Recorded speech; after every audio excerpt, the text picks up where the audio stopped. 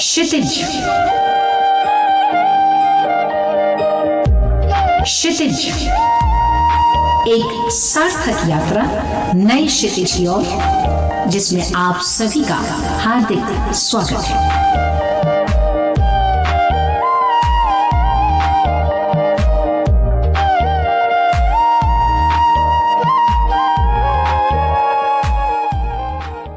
विश्व हिंदी सचिवालय द्वारा प्रस्तुत कार्यक्रम क्षितिज में आप सभी हिंदी प्रेमियों का हार्दिक स्वागत है।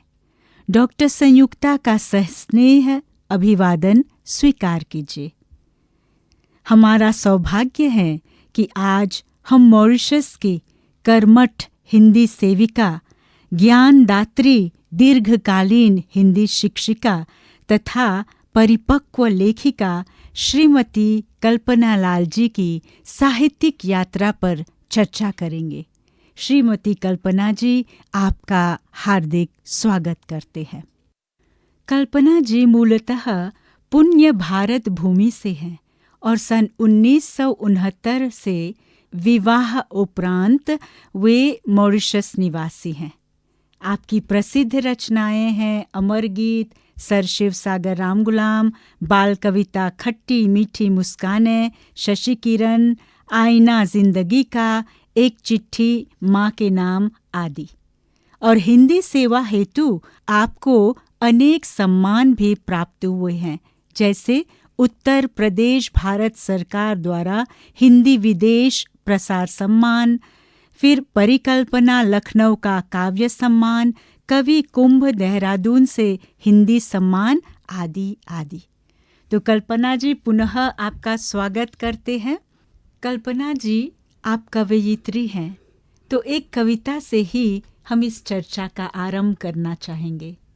बहुत बहुत धन्यवाद संयुक्ता जी, आपने मुझे अवसर दिया कि मैं आके आपके साथ कुछ अपनी पुस्तकों पर चर्चा कर सकूं। और जैसा कि अभी आपने कहा एक कविता सुनाने को, तो कविता हाजिर है। इसका शीर्षक है शक्ति। औरत को शक्ति का रूप कहते हैं, औरत को शक्ति का रूप कहते हैं, पर होती कहाँ है उसमें शक्ति। माँ के नाम पर बस की जाती है उसकी भक्ति। उससे ज़्यादा कमज़ोर कोई प्राणी नहीं होता, उससे ज़्यादा तो कोई जीवन भर रोता ही नहीं। जन्म से ही उसे झुकना सिखाया जाता है, जन्म से ही उसे झुकना सिखाया जाता है। सदा शांत रहो यही पाठ पढ़ाया जाता है। बलिदान की बेदी पर सर्वप्रथम आहुति उसकी ही दी जाती है, तभी तो आज तलक अबला वो कहलाती है। बिक जाती है कभी बेटी के नाम पर, कभी प्रेम के तो कभी ममता के दाम पर। मंदिरों में नाम है दुर्गा उसका, मंदिरों में नाम है दुर्गा उसका, सवारी भी सिंह की करती है, हाथों में त्रिशूल भी धारण करती है। फिर क्यों अपने ही घर में डरी डरी सी रहती है।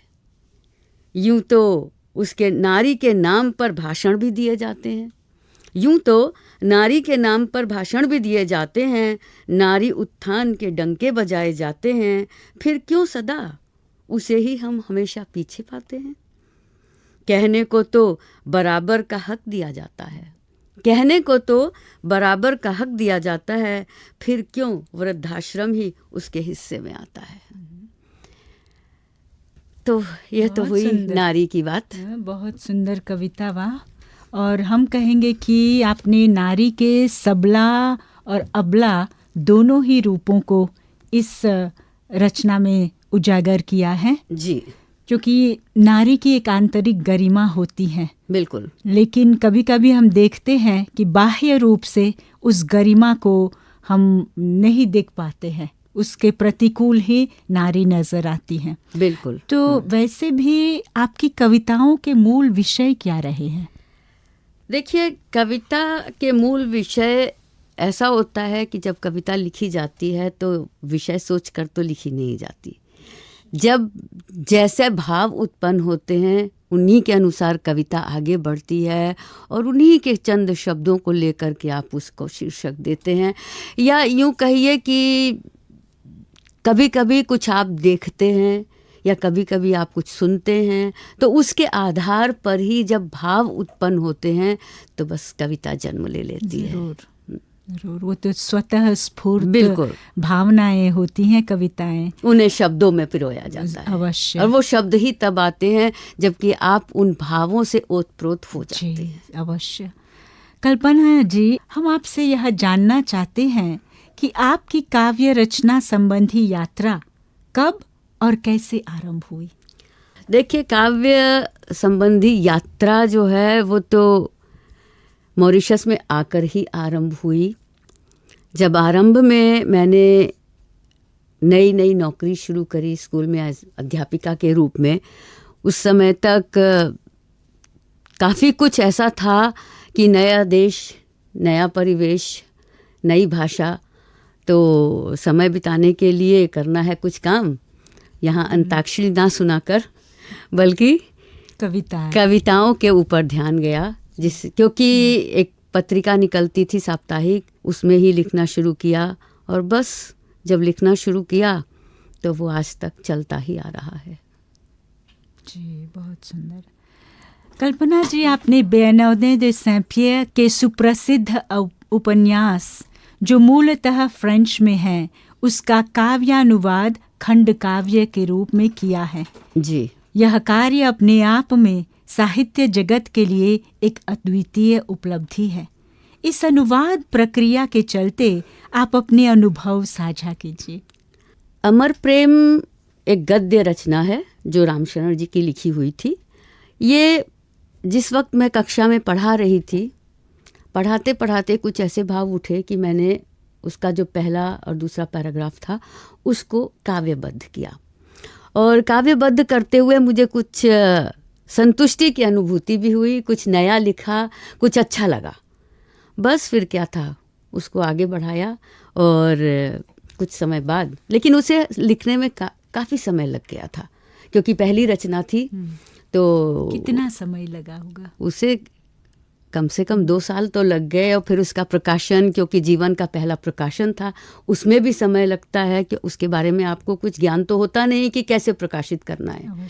तो इस चक्कर में जो है काफ़ी समय लगा, करीब लगभग 3 वर्ष या उससे ज़्यादा भी हो सकता है थोड़ा, तब कहीं जा कर के ये अमर गीत जो थी ये पाठकों के हाथ में आई, और उससे जो था मन आगे बढ़ा, कुछ और करने की इच्छा हुई और धीरे धीरे साहित्य में रमती चली गई।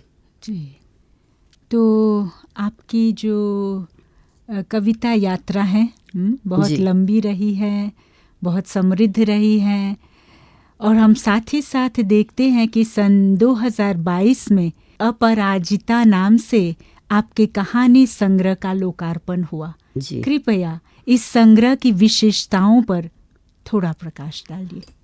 ऐसा है कि अपराजिता, जैसे कि इसके नाम से ही ज्ञात होता है, महिलाओं के ऊपर है जो अपराजित हैं। जबकि जीवन में देखा जाए तो बहुत कुछ ऐसा होता है जो महिलाओं के जीवन में घटता है, कुछ अच्छा तो कुछ बुरा, कुछ ऐसी दुर्घटनाएं होती हैं, कुछ ऐसे परेशानियां होती हैं जिनसे जुड़ करके वो अपना जीवन जीती हैं, कभी बच्चों के साथ, कभी परिवार के साथ, कभी बाहर जीवन।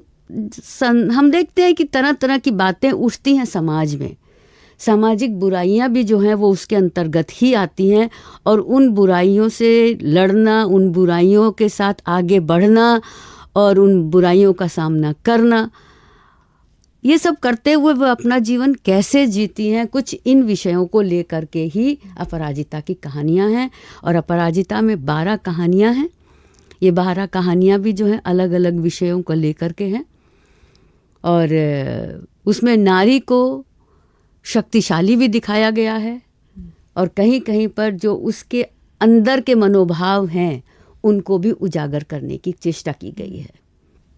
जी, और अत्यंत प्रसन्नता की बात है कि इसी वर्ष मॉरिशस के हिंदी साहित्य का प्रथम महाकाव्य, आप द्वारा रचित प्रथम महाकाव्य गिरमिटिया महाकाव्य का लोकार्पण हुआ। इसके लिए आपको बहुत बहुत बधाई। और इस महाकाव्य का मूल स्वर क्या है? महाकाव्य ये अभिमन्यु अनंत जी की जो पुस्तक है लाल पसीना, उस पर आधारित है और इसका जो है काव्यानुवाद किया है। इसकी मैं 2-4 पंक्तियां आपको सुनाना चाहूँगी। कुली का जीवन जीने वाले चैन के पल जीने ना पाए। कुली के रूप में ही तो आए थे भारत से लोग। तो कुली का जीवन जीने वाले चैन के पल जीने ना पाए, एक क्षण भी ना बीता उनका, देश की जब ना याद सताए। और साथ ही उनका जो दुख था, दर्द था, वो दर्शाया गया है। पूर्वजों ने जंगल काटे, खेतों को उपजाऊ बनाया, तब भी हम कुली कहलाते, जबकि देश हमने सजाया। बहुत सुंदर। बस यूं ही कहानी आगे बढ़ती गई और इसको लिखने में लगभग 1 वर्ष का समय लगा। प्रकाशन में कुछ उसके ऊपर आधारित रहा। पत्थरों के नीचे सोना स्वप्न उनको दिखलाया था, हर कोई उसकी चाह लिए मारीच देशवा आया था। कदम पड़ते ही इस धरती पर, कदम पड़ते ही इस धरती पर, सपने टूट के चूर हुए, मालाबार नाम के करण से भारतीय यहाँ मशहूर हुए। सच में बहुत ही भावनापूर्ण पंक्तियाँ हैं। कल्पना जी लेखिका होने के साथ साथ आप कहानीकार भी हैं और साथ ही साथ साहित्यिक मंच की प्रणेता भी हैं, हम कह सकते हैं जी। तो साहित्यिक मंच की स्थापना कब हुई, कैसे हुई, ज़रा बताएं आप। बिल्कुल ऐसा है कि काफ़ी कुछ जीवन अपनी पटरी पर चल रहा था और जैसे धीरे धीरे, हालांकि मन में था कि हम भी कुछ करें, ऐसा करें कि जो हिंदी के आगे बढ़ाने में हम सहायक हो सकें। भाषा अपनी जगह पर है, अपनी गति से चल रही है, ये नहीं है कि वो रुकी हुई है, उसको आगे चलाना है, बल्कि भाषा में कहीं ना कहीं अपना एक योगदान देने का जो की मंशा थी, जो मन था, उसको आगे बढ़ाने के लिए एक उचित समय का इंतज़ार था, उसकी प्रतीक्षा थी और जल्द ही ये समय भी आया और तब हमने जो है इसको मूर्त रूप दिया, इसकी संरचना की, इसको स्थापित किया और ये जो है प्रत्येक माह एक बैठक हम लगाते हैं जिसमें अनेकों विषय होते हैं, लोग आते हैं, जुड़ते हैं, अपनी अपनी भावनाएं प्रकट करते हैं, अलग अलग विषयों पर हम इसमें चर्चा करते हैं। बहुत सुंदर। तो कल्पना जी, आपकी लेखन यात्रा और हिंदी सेवा वास्तव में अत्यंत प्रशंसनीय है। तो अंत में हम यही कहेंगे कि हमारी यही शुभ भावना है कि आप ऐसे ही लिखते रहे और सदा सफलता को प्राप्त करें। क्षितिज के प्रिय श्रोताओं, आपके ध्यान के लिए कोटिशः धन्यवाद। फिर मिलेंगे।